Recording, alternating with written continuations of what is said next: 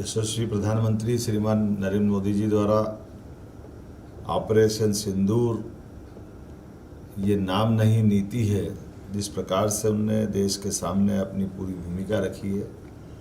हमने बदलते दौर में भारत को देखा है, उनके नेतृत्व में भारत को 11वें नंबर की अर्थव्यवस्था से 5वें नंबर की अर्थव्यवस्था में देखा है। हमने देश से 370 को हटते देखा है।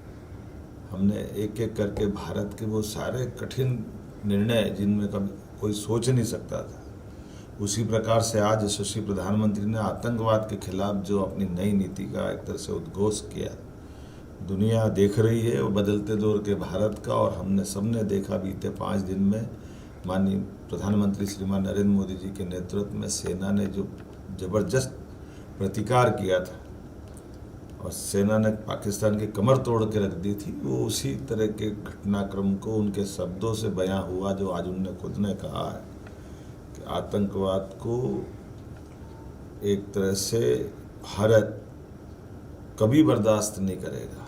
और ऑपरेशन सिंदूर ये स्थगित किया है, आतंकवाद के खिलाफ एक्शन स्थगित हुई है। ये युद्ध का दौर एक तरह से जिस प्रकार से बात एक एक करके माननीय प्रधानमंत्री जी ने जो कही है, ये युग युद्ध का नहीं है, लेकिन ये युग आतंकवाद का भी नहीं है। इस एक वाक्य में सारी बातें आ जाती है। आतंकवाद के लिए पाकिस्तान को खरी खरी सुनाते हुए जिस प्रकार से प्रधानमंत्री जी ने कहा कि हमने आतंकवाद को खाद पानी देते देखा है, आतंकवादियों के जनाजे पे पाकिस्तान का झंडा चढ़ते देखा है, आतंकवादियों के जनाजे पे पाकिस्तानों के अफसर की मौजूदगी के बारे में जो प्रधानमंत्री ने कहा है, और ख़ास करके मेड इन इंडिया के आधार पर भारत की सर्वोच्च सुरक्षा की दृष्टि से जो उन्होंने आह्वान किया है, मैं माननीय प्रधानमंत्री जी का आभार मानता हूँ।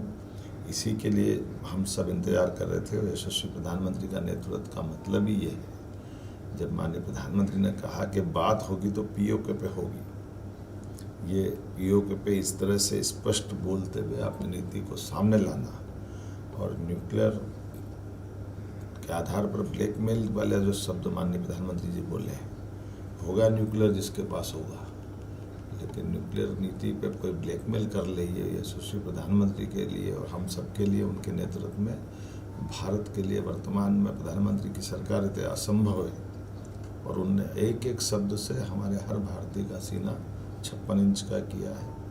न केवल हमारी उन विधवाओं का जिनका सिंदूर उजड़ा था उनका हिसाब चुकता किया है, बल्कि देश को भरोसा दिलाने में माननीय प्रधानमंत्री जी ने अपने भाषण से संबोधन करते हुए आत्मविश्वास से भरपूर कर दिया है, ऊर्जा से लबरेज कर दिया है, उत्साह और उमंग से सेनाओं का हौसला बढ़ाया है। देश के दुश्मनों ने भी भाषण सुना होगा, उनकी ज़मीन खिसका दी होगी, चाहे पाकिस्तान का राष्ट्रपति हो, प्रधानमंत्री हो या पाकिस्तान का सेनाध्यक्ष हो।